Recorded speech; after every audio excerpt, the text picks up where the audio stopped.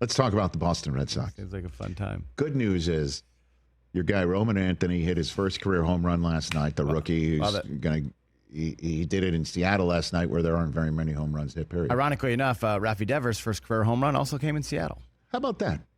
Because these kids that appear to be all right for Boston, this is what's going to be focused on now that Rafael Devers is a San Francisco Giant. And I believe he makes his Giant debut this evening, correct? Correct. And then 3 games against the Red Sox starting Friday night. Couldn't have waited like 5 days to make this trade? I know you would think that, but the minute the Boston Red Sox heard from the Giants that they would be willing to pick up every penny of his deal, they would be like sold. And they're not going to tell Devers, you now suddenly have something wrong with your hamstring for the next 5 days. He had said that he's been dealing with a groin. Well, and guess what? It's like, okay. He cares about the team enough to play through that. So, the Boston Red Sox met with the media yesterday.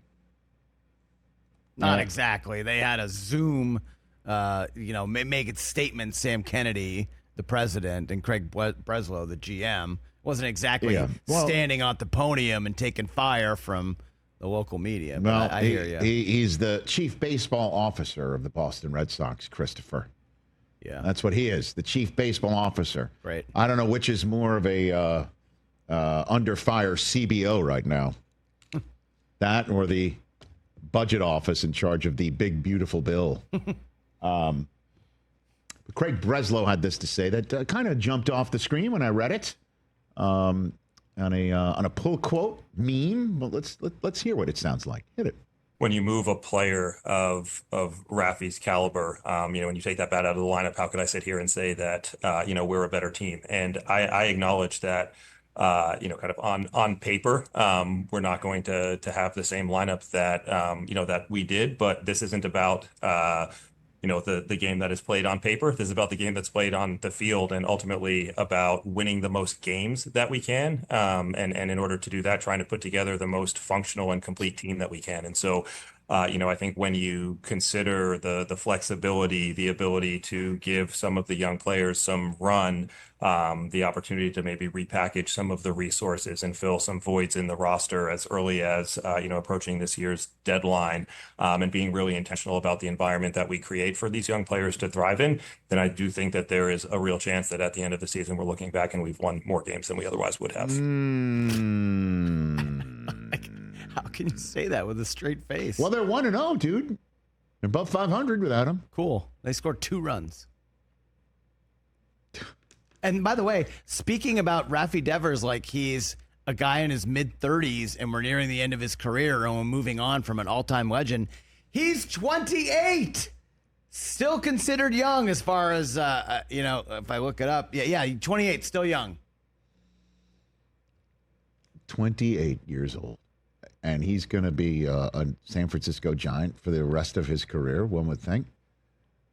You know what's going to really suck? No. Is that when Devers goes into the Hall of Fame and he's got an SF on his hat. You think Devers is going to go to the Hall of Fame, huh? He's on a pace. I don't know. I mean, it's tracking. I will just say this to start here. That is a very bold statement.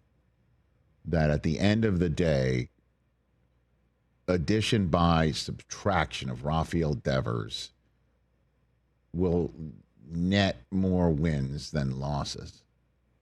I don't see how that could be said unless he was such a pain in the ass in that clubhouse. Maybe. That the subtraction of that ass pain is so significant that it would lead to more wins. Yeah, better vibes, which lead to more wins. I don't know, because you've got the manager who can handle the pains and the vibes in a really, you know what I feel about Alex Cora. Guy's really good at his gig. Yeah. To the point that they rehired him after firing him over that whole cheating stuff. Mm-hmm. That they were like, yeah, he's clear from that. We're cool with him, and he's back. And he handles his business really well, dude. So I don't know. I don't understand why it happened. Face front, although the person who I've been hearing from, and I think he said it on a podcast somewhere, Big Papi, said he reached out to Devers multiple times to try and get him to, potentially realize his actions require more pride swallowing. I think I'm paraphrasing what he's saying, that he was kind of trying to help him on that front, and Devers never welcomed it or responded to it or took it to heart or anything. Want to hear it? I wasn't expecting that wasn't great. Big Papi to do damage control and for the team. That doesn't even. Well, that makes me think like mollify. Interesting. Qualify. Also, I'm interested to hear from more of the players after this and what the vibes in the locker room are. They're not going to say a word. Why would they say an absolute word? Well, this thing is a page turn now, pal. Roman Anthony just went yard. The son of Anthony, the son of Tony Anthony, just went yard. Yeah, Jared Duran was kind of hinting at, look, it's one guy gone. There's still 25 left. So it maybe seems like, Rafi wasn't, rubbing people the right way in the clubhouse since all the stuff that happened in spring training. So still tough to say that you're going to be a better team when your team leader in WAR, home runs, RBIs, it's not OPS is not in the lineup. And then one of the guys that you acquire is sitting in AAA right now. So that's a tough and there's sell. there's two other prospects, and then there's one other pitcher who's currently on the IL with a toe injury. Right. With a toe injury. Tough sell. It is, and to say that by the end of the day, those guys will either contribute significantly enough, or the guys that now will get the at-bats with Devers gone, and the void of Devers maybe in that clubhouse is going to be all put together in the hands of a terrific manager like Alex Cora, will lead to more wins than losses. The Red Sox were one game over 500 by the day after sweeping the Yankees and then trading Devers. They're now 2 over 500. No. You think they're going to be